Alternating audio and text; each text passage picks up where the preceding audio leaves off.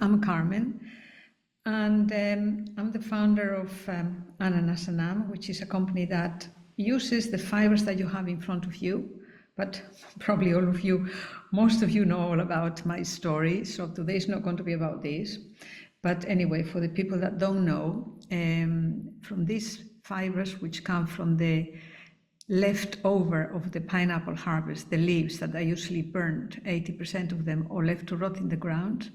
Mechanically, we've got partnerships in places like the Philippines with farming communities, cooperatives and big multinationals as well, and they extract the fibers that you see there, and then they go through a process of purification, carding, cutting carding, they become a fiber, a textile grade fiber, and they're also made into the product which is our most important product, which is called Piñatex, which is a leather-like material made with these fibers and can be used in fashion, interiors, automotive, etc. But today is not going to be about this. It's about something completely different. And I call it reframing because this is more about the thinking process.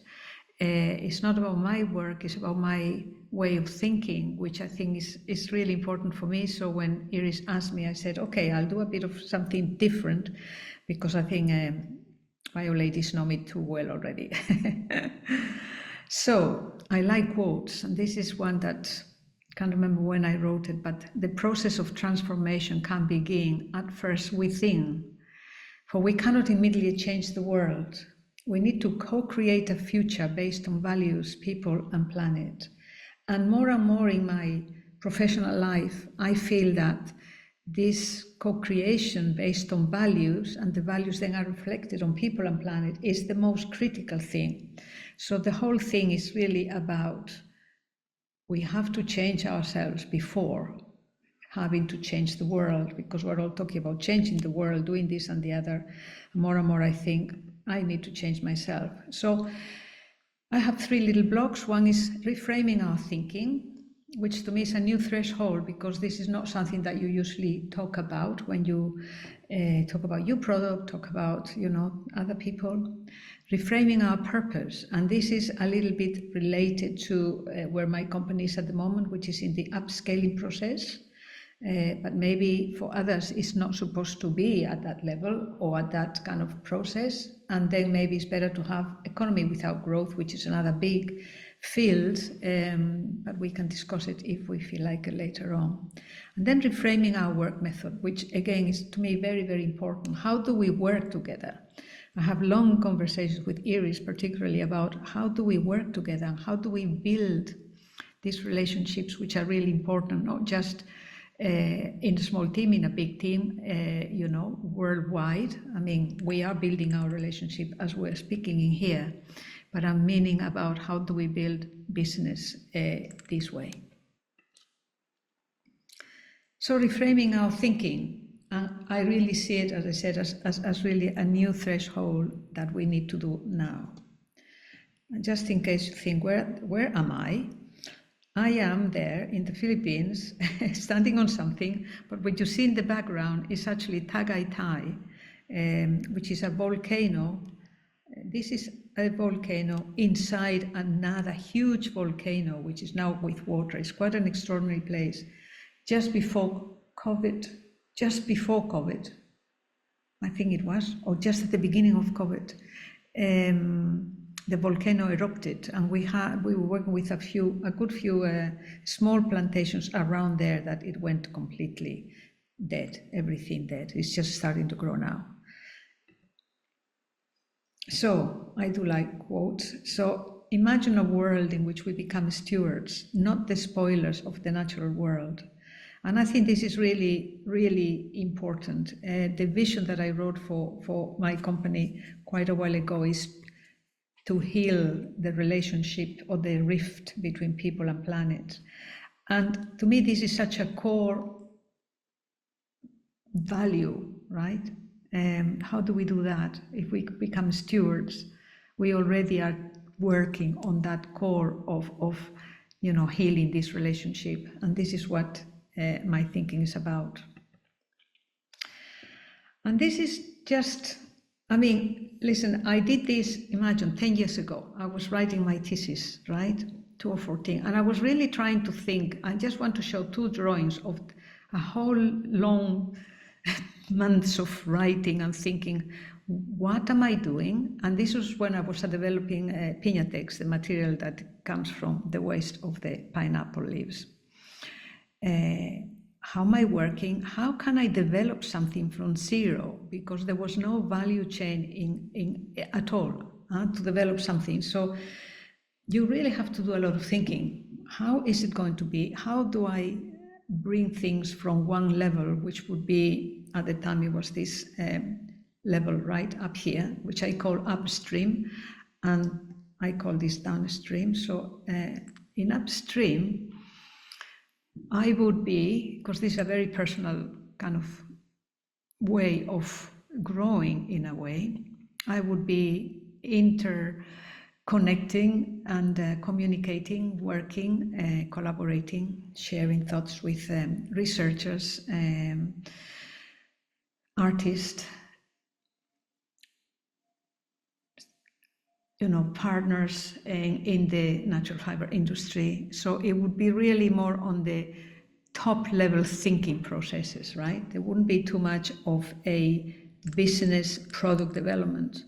But then that I realized, if I really want to move on from laboratory, from university to the real world, what I call the real world, because I come from the business world, if you like, I have to move what I call downstream. That's where I have to have the product development, manufacturing, building relationships with pineapple farmers,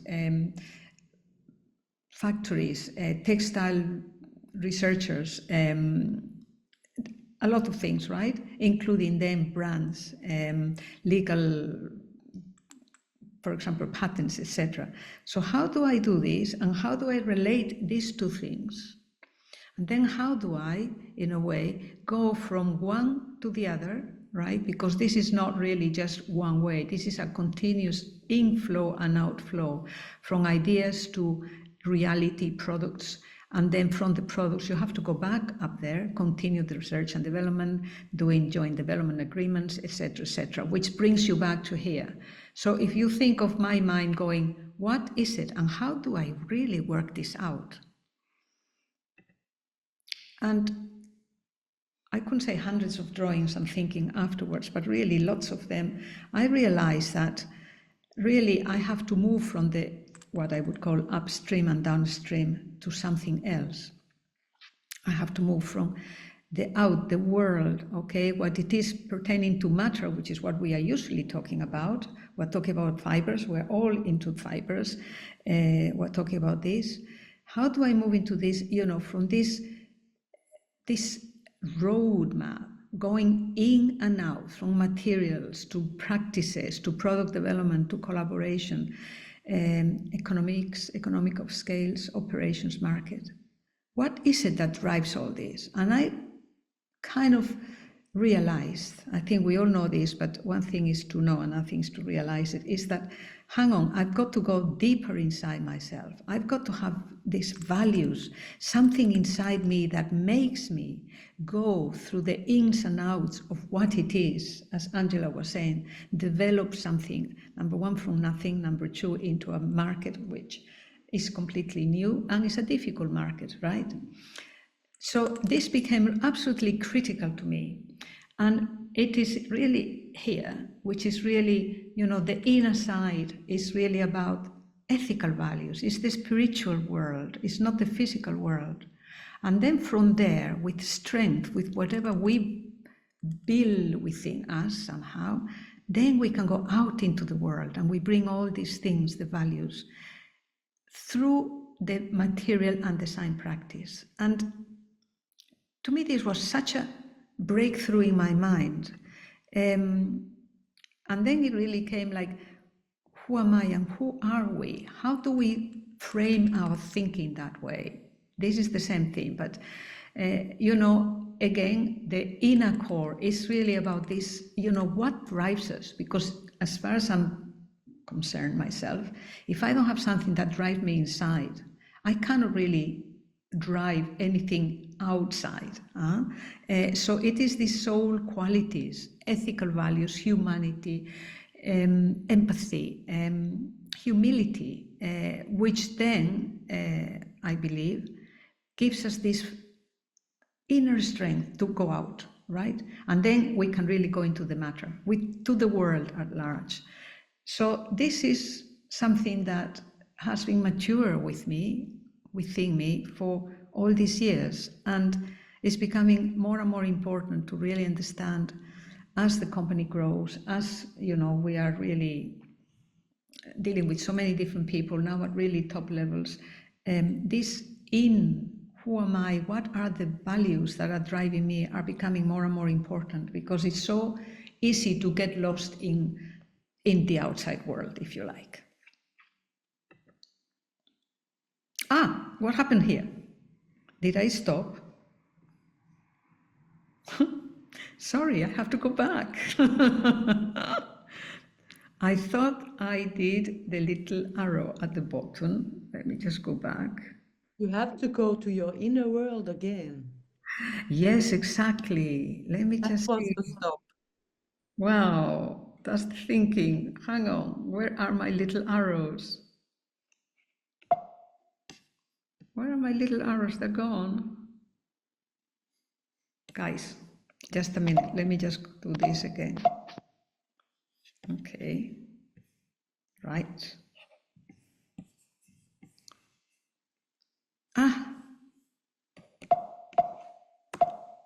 Okay. Stop share. No. That's better. They are underneath all this. Hang on. Now I get it. I should use my cursor, but I'm using my finger. Rightio. Okay, so we were in the thinking process, right? Now we are in the purpose process, right? And this is really a little bit related to where my company is, as I said. And this is an important one, at some point.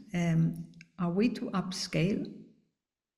And in my case, I believe very strongly that we need to upscale because we're using waste, meaning that, we are not really extracting any natural resources from any place. By using the waste, we're giving employment to more than 750, possibly more now, people in places where there usually is not much work, meaning in these farming communities. And also we are giving an alternative to the fashion and the textile world that they really need badly, an alternative, instead of using so many petroleum-based fibers. As we know, even things like cotton, which is really not the best thing either. So the upscaling makes a lot of sense, but maybe, for many other companies, it doesn't have to be like that. And I'm reading for ages this book. I don't know if any of you knows it, Prosperity Without Growth. I really recommend this. Do we need to grow? Do we need to grow the way that we feel we need to grow? Many companies, I believe we don't. But this is just a question that I put out there. And I remember saying this to a CEO that we had, and she nearly freaked out, saying, how are we not going to grow? I mean, we cannot prosper without growth. So it's quite a contentious issue, I think. But this is what he says. Tim Jackson is the person that wrote the book. Excuse me. If growth means to reach a state in society in which selfishness and consumption are the basis on which to grow, then we don't want to grow. The model we are proposing is not based in consumption, but in solidarity, on sustainable development, on change in the growth paradigm. And I think it's really important, maybe not for the group that we're here today, but for people in universities coming out, starting, is it, what do I want to do? How do I want to grow what I have there? What is it and why do I do it? So again, this is a thinking process that we are sharing today.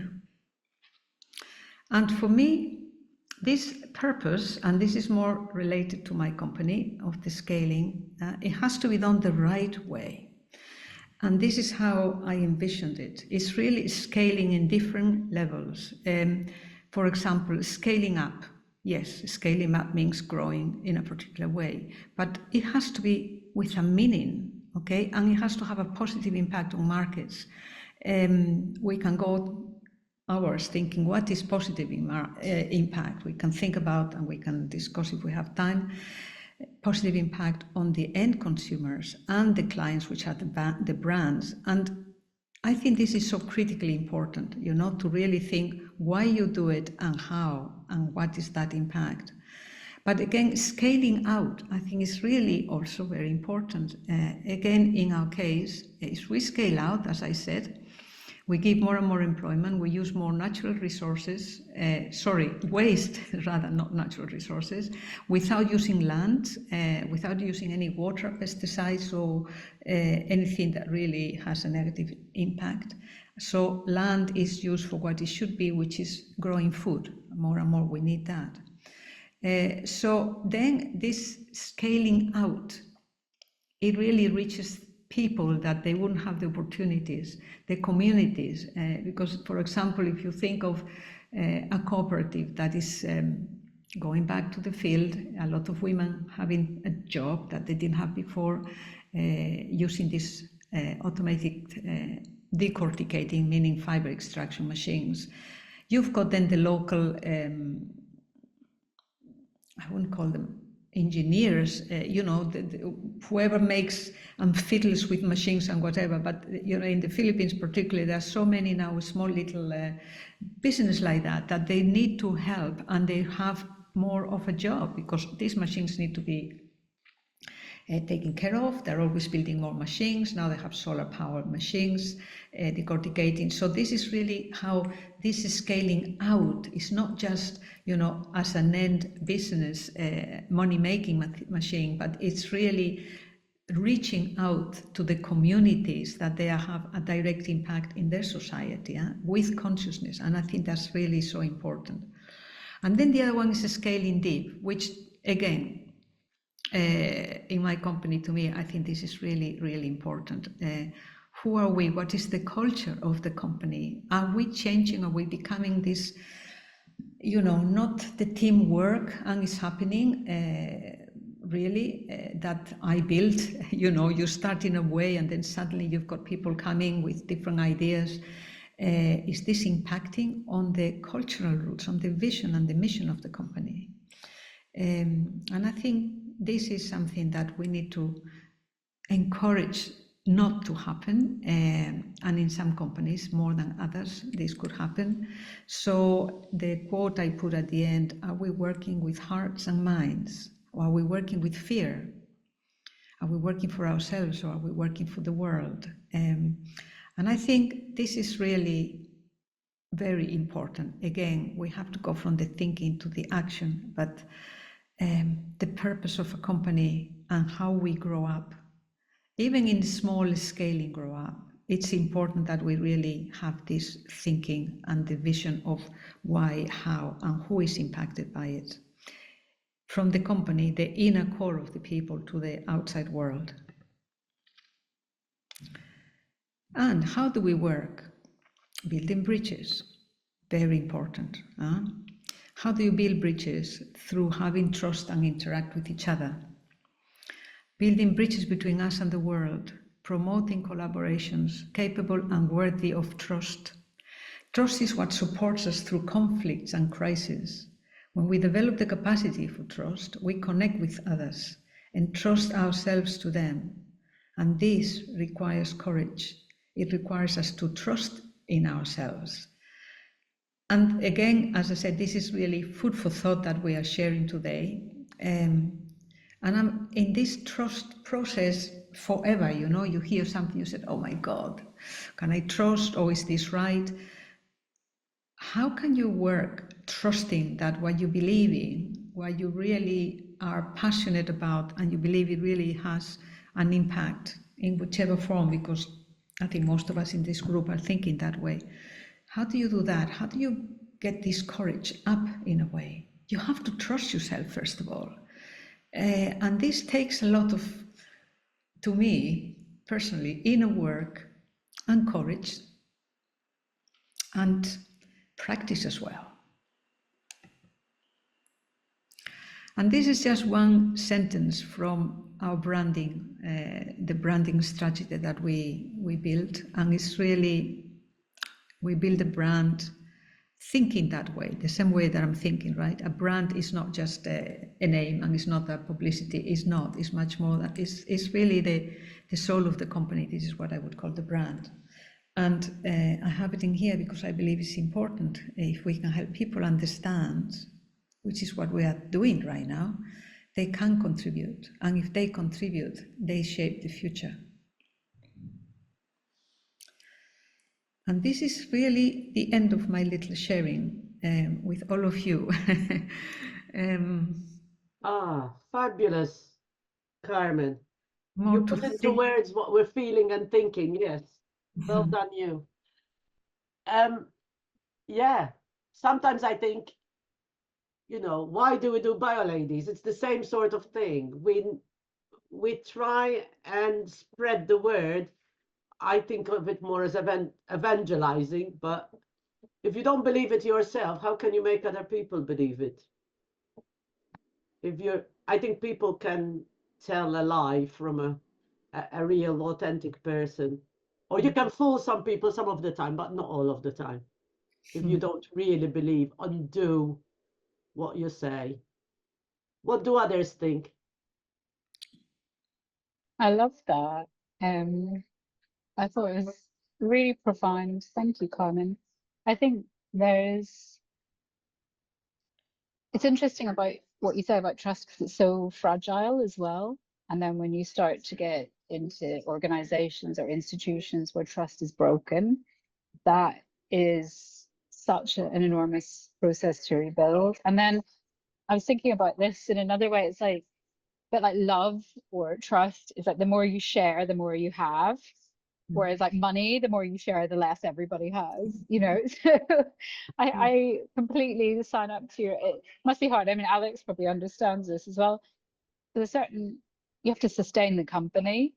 So I guess when you talk about prosperity without, or growth without the negative connotations of this, it doesn't mean that you run the business into the ground and make stupid decisions. I think in the same way that you're not going to passively sit there and not chase opportunities, but it's to do it with a certain intention, which I think is, yeah, which might mean you make certain decisions over others, but not necessarily just always on the bottom line.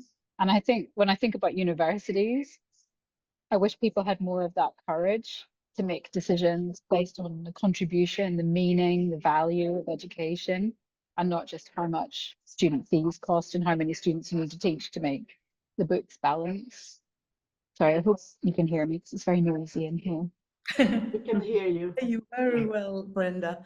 And I think the courage is very important and before you have the courage, you have to have the trust on yourself, like you said, Carmen, the trust to yourself. And when you trust yourself and you go forward, others will follow.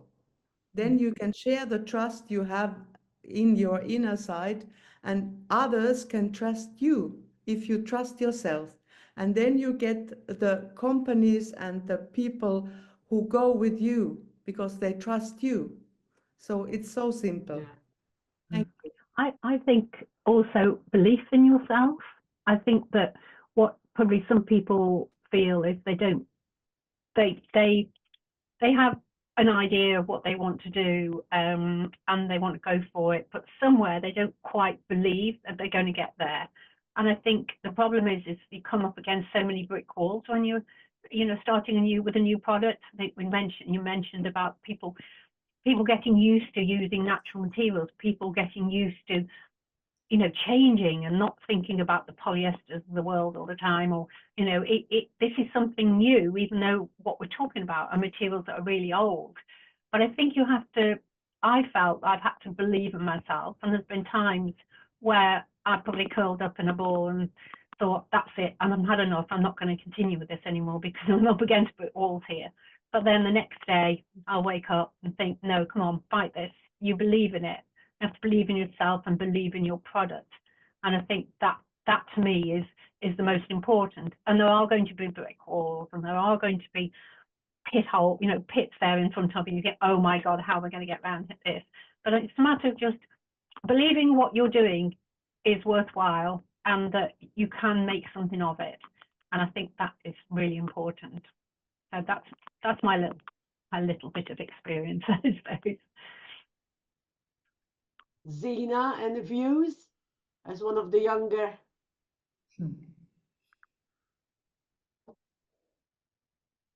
We can't Sorry, hear you. I know, I'm just trying to unmute myself. Sorry, I couldn't find the button then. I'm not that young. Well, you're younger than me and Carmen, for sure. Oh, me.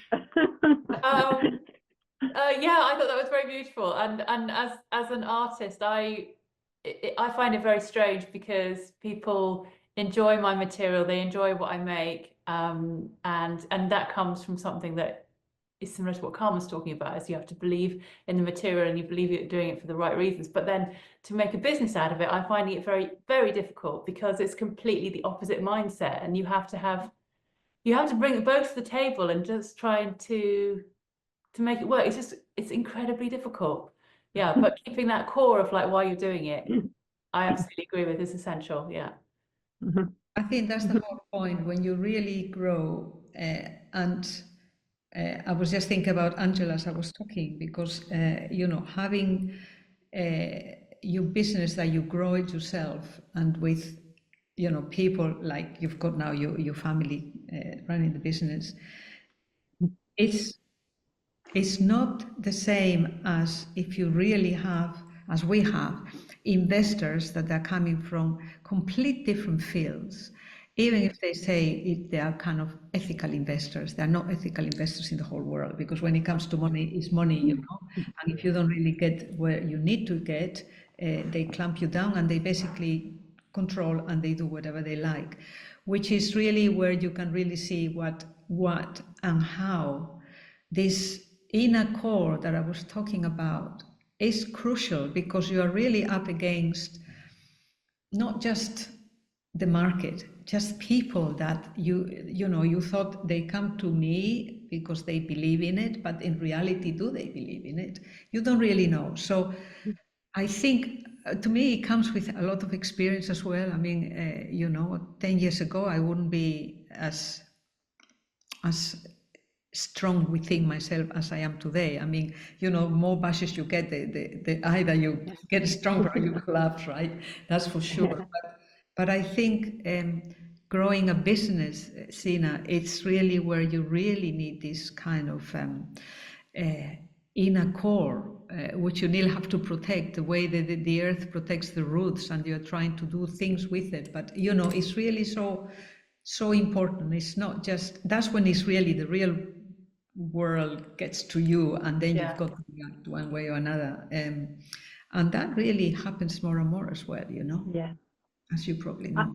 And I think that there's a lot of there's so much difference between those business people that just want to make money and make profits, and that's the most important thing. They don't care about the materials, they don't care about the people in the businesses. And we did have investors for about 2 years at the very beginning, and all they wanted us to do was go out and sell as much as we can, and they didn't care about the design side. They didn't care that I was designing new products that we could get out there, and we got some Innovate UK money. They weren't even interested in the fact we got that. It was just, you get out there and you sell as many as you can, and that it was all about money. I mean, luckily we did manage to get out of that, and when we went into it, Keith actually said to me, I said, I don't want to do this, and he said, we'll be okay, we'll get out of it. And he said in 2 years, and a month before 2 years, we got rid of them, which is really good. But it was belief, and I had to sort of also, I mean, I believe him absolutely, but at the time, I had to believe that what he was saying and what he was telling me that would happen was right. And you have to believe in yourself, don't you, to let yourself go down those routes. So I think you're absolutely right, Carmen. I think anybody that I've spoken to who wants a bit of the business wants to just make loads of money out of it. And they don't care if we treat our staff badly, or we, I don't know, buy our products from the other side of the world at a really cheap price, and it's not fair, not fair prices. So people like that don't care. They just want to make a lot of money, and there's quite a few of those in the news at the moment in America, isn't there? I mean, they're just ridiculously wealthy, and they just want to carry on being ridiculously wealthy, and they don't care about the world or the planet or whatever, or the natural, nature. So, but basically, I think I think what Carmen said, absolutely. I mean, everything you said, Carmen, I just thought, yes. Yes. And then us who don't invent and who are not artists and whatever, the whole point is to create the support system so that you can continue being yourselves, and you know that there's support and that there's other people that might be like you who can be helped along. So we grow the critical mass, so we have enough people. We're not always the minority. We start growing a bit bigger and having the product. It's nice to have, like, it's really nice that Angela has the product and it's growing, but it's growing in a sustainable and ethical way, like various products, but growing exponentially just for profit. It's not what we're about, is it? And that's hopefully the people that belong to the network feel that there's support to continue being what they really believe in. Because sometimes it's hard when you don't have money for your mortgage, or when you don't have that job that you wanted. And I think a few of the bio ladies that have worked as consultants have burnt out because they're being made to do things that's really contrary to why they started doing that sort of work, because they want to spread sustainable, but they're being forced to give advice contrary to what their belief is, and they're finding themselves mentally in a hard place. And we've got one or two examples, as you know, and we try and help them find somewhere where they can be themselves. But it's really hard in the big organizations, in the KPMGs of this world, and those sorts of big, huge organizations that don't really, it is profit margins, and that's it. It's not bad to make a profit. I mean, it's not that we're anti-making profit, but ethical and sustainable. Yeah, it is. Amy, we haven't spoke. Amy, are you there still? Yes, I'm There here. you are. Trying to revise in the background as well. Oh my God, because Amy's into IP. What's it like these days in IP, Amy? Are many people falling foul of that sort of thing? I mean, are people getting their IP stolen from them? What? I mean, it's a fairly corporate industry. I think it's a shame that sort of often smaller companies don't really invest in IP. Yeah. It's like a massive benefit for them if they do, because obviously it sort of lets you sit at the table with the big boys. Even very large companies are quite scared of patents because, you seek to lose a lot of money if you accidentally release a product that infringes some small company's patent that otherwise you never would have heard of and probably would have just stomped all over them and stolen their ideas. So it's a real shame that more small companies don't use it. But hopefully, sort of the more it gets publicized and the more sort of it gets talked about in circles like this, I just want people to actually use patents for what they're for, which is protecting and funding these sort of small companies. Because obviously, if you have sort of IP, then it's a great way to get investment and actually sort of keep some money rather than just having any good ideas being stolen by someone bigger who won't put the effort into it. And we'll end up dropping it later down the line. Thanks, Amy. Alex, do you want to tell us a few things before you leave? He has to go and cook. Well, Yeah, I Alex. have to go cook. Sorry. And I had another call beforehand as well, so I've literally just come in from work and I haven't done anything yet. It's lovely to be here and see you all. Yeah, I was really. I mean, I think you captured what we're all trying to do, Carmen. Yeah. the key thing is to have your kind of radical plan of what you're trying to achieve, and then a different story for the investors. I think. Well, not a different story, but a story that makes it look like you meet their targets for growth.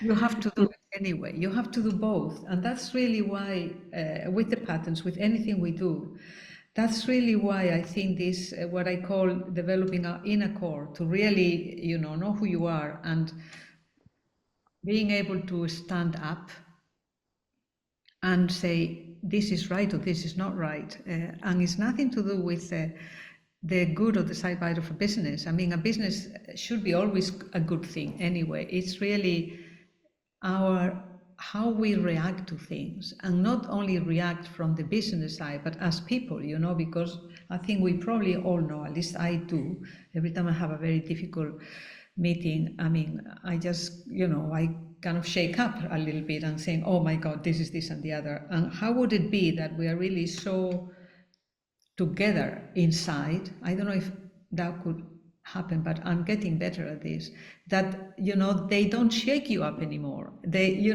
really are there, and you say, hey, hang on, this is who I am, right? And this is my word, and you take it or leave it, but this is what I believe in. And because I think probably all of us in here would probably know what is a good business reaction, deal, or thought, and a bad one, I think we're not stupid, otherwise we wouldn't be here anyway. So that's really goes without saying that, there is always the business side that is important, but there is more than that. And that really comes from this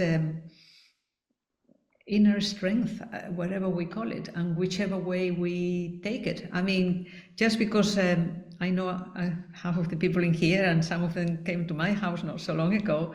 I live close to the sea, and just have to tell you that today in February was freezing cold. Not today, I didn't today, yesterday. But jump in the sea and really gets, we were about 3 people just freezing cold, and I had a horrible meeting. And then they said, come on, Carmen. I said, oh my God, I can't bear it.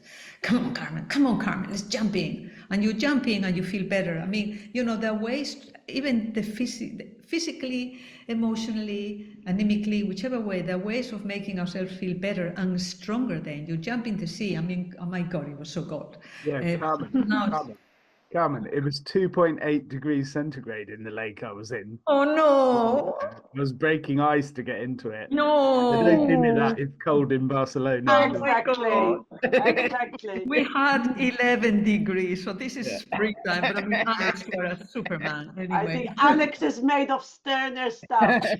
2 point what? Oh my God, Alex. Anyway, it's been You lovely had me- to see you, but I'm And going to Alex, see you at the Healthy Homes Building. conference on the 26th of February. Easy. See you then. See you Bye. then. Good Bye. dinner. Cheers, Alex. Bye, Alex. Bye. Bye-bye. Debbie, you haven't introduced, of all the people, you haven't introduced yourself, right? No, yes. Yeah. Did Debbie or maybe I was talking to James? Yes, I did have a quick Sorry. introduction. I did love your talk, and from a personal point of view, I totally agree and absolutely right. I work not with, but I sort of talk to a lot of architects who are trying to do the right thing and also trying to keep going. And it is a little bit of a, they sort of get very downhearted when they have to compromise in order to make the money to be able to carry on. So I think it's my job to encourage them that you do have to trust that sometimes people aren't doing the right things, but if in their heart they want to be doing the right things, they're on a journey and they have to be encouraged. Yes. It is, and somehow you can see that in people. You can sort of see if they're sincere about things. And some people have total misunderstanding. I think somebody was saying, I think it was Angela was saying how there's such a lot of misunderstood notions about natural materials, as if it's a modern sort of totally different thing. And in construction, I mean, people just have to go out into the high street and look at the buildings to know that natural materials isn't a new thing. But they still Exactly. they still distrust it. Mm. And you can't, you think they're getting it all wrong, but you can't sort of disregard them. You have to sort of almost find a way of bringing them along, because in your heart, I mean, there's certain people you'll say to them, well, if you do things the wrong way, your grandchildren aren't going to have a planet to live on. Mhm. Some people turn around and say, oh, well, I don't care, I'm not going to be around. So I mean, you have to just ignore those and move on, because Yeah. but I mean, most people want to do the right thing. Yeah. It's just a matter of getting them to understand what my idea of the right thing is, which isn't Yeah. the same as everyone's, I suppose. Yeah. Exactly. Yeah. Debbie, It's funny. Yeah. sorry. Go ahead. Go ahead. I'll say quickly that I think that is part of how we can learn. Nobody, well, you learn about ethics and about humanity and about these healing relationships, getting close to nature, getting close to people, because that's really what it is.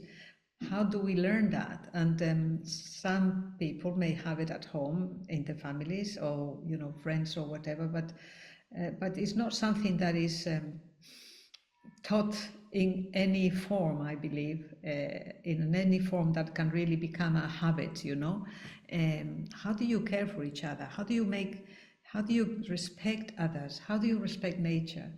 This is the most basic thing to then not be, you get then to the point of saying, I do care.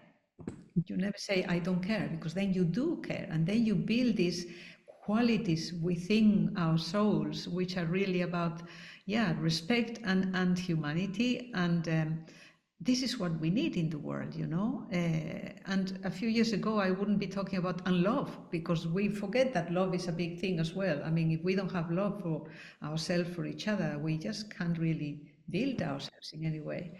And now I just talk about it, whereas, we are kind of nearly afraid of saying, we have these things inside our hearts that they really need to be nurtured, and they have to grow as well. Absolutely. Absolutely.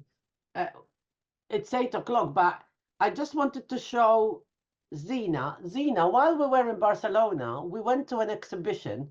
I don't know if you can see this picture by Diana Scherer, and she was growing, Amazing it was. Mm. wasn't it? So it was like like you were saying, it's like a pattern within can you see the pattern? Yes, I know her work. She grows on soil, Yes. which That's is a right. bit different to the way I do it. And she grows, she's definitely an artist. I don't think she has aspirations to be creating new material. She's very interested in the way that the root is guided with her patterns, structures, things like that. But I just which is thought I'd show you, fascinating. because Yeah, we were yeah, quite amazed. It was a very big yeah. thing that we Fabulous, saw, yeah. and it was, and it just what you said just reminded me of what we'd seen at the exhibition in Barcelona when we were there. We did a Bio Ladies in November there. So yeah. So I'm going to the Healthy Buildings Conference, which Debbie's organization does every February. And normally, is the lady from the public health going to be there this year? No, she's not. She Oh. might be there as an attendee, but she's not speaking this So year. she usually does this talk about all the crap that is in It's depressing. the existing building materials. She Oh, usually God. has Yeah. a big list of all the Toxic chemicals and the stuff. VOCs that are in existing, and Mhm. all the effects that these things have, which is the opposite of what we're saying. We want it to be sustainable, but the opposite we need to tell people about as well, is that there is harm. I mean, I think 2 years ago, she was talking about premature babies and how, new Yeah. furniture and people moving into a new house. you know, increases the number of premature babies. I don't think many people know that. I was No. quite amazed by her. So it's always interesting to go to this Healthy Buildings conference. It's because it's you going to hear be a things- little more positive, a little bit more optimistic. Where there's a lot about timber and timber products, and how you can trace the timber products back to biodiversity in the forests, the health impacts it has, you know, on internal spaces, and also regenerative design. So, Yeah, you know, not always taking. yeah. So I didn't mean, but the impact on me of hearing It's, yes, we need to be the reality. shocked. What I mean is, we know instinctively that those things aren't good, but actually seeing Yeah. the list that's done by public health, not in a particular company, which is obviously independent and measured independently, it's something that you can rely on. Actually, her saying those things, it had a big impact on me, her talk, because I I'd never heard it so clearly.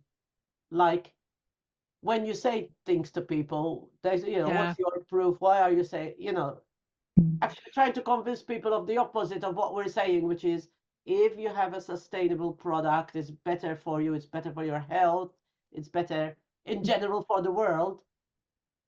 But to individuals, like, sometimes, okay, it might cost slightly bit more, but it's better for you, because if you're sick, if you've got mold because you've used, you know, those were the things, like if you've used the wrong paint and you've got mold, then your health, and what is the cost to your health, and how much will it cost to make you better? Stuff like that, which is sort of, it's the opposite of what Carmen's been saying, looking at it from the other side. But I was, Well, you know, it's interesting because it's just what you were saying, Debbie, and what Carmen was saying.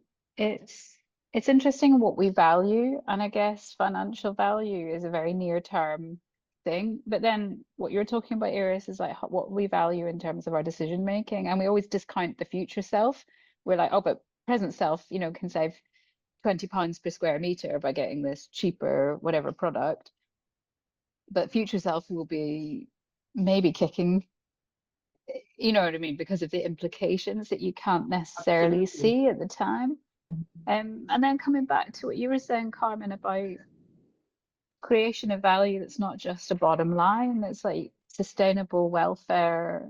You know, I read a long time ago A.F. Schumacher, Small is Beautiful, and I think that always stayed with me. And I even found I had bought secondhand a copy of Victor Papanek's The Green Imperative. Oh, yes. I mean, this book is just, it's, you know, it's just, Feel good. you could read it today. It's as contemporary as ever. The examples are funny because they're quite outdated. They had but it's actually very contemporary as well. They had a wristwatch with a television on it. And they were sort of saying, oh, what a pointless design. And I thought, well, actually, you know what? We have our own version of that nowadays, and it's just as pointless. And everything he writes is actually just as spot on. And he talks really eloquently about this idea that the design of an object should also influence the system that it's in, not just merely then replacing something with something more technology or groovy or aspirational, that it changes the system and the behavior of People. things around it. Yeah. But why is it you always sound so idealistic when you talk like that? You know, everyone's like, oh, well, yes, that's very nice, but, you know, that's not going to pay the bills. But in a funny way, I'm sort of tired of feeling that that's idealistic. It's actually what we It really should be need. normal. Yeah, I know what you mean exactly, Brenda. It really frustrates me. And I think just working with wool, and some of the really silly comments that people have made, you know, it's like, oh, well, you know, in an ideal world, yes, we all could have wool, but there wouldn't be enough sheep to do that, would there? No. Here.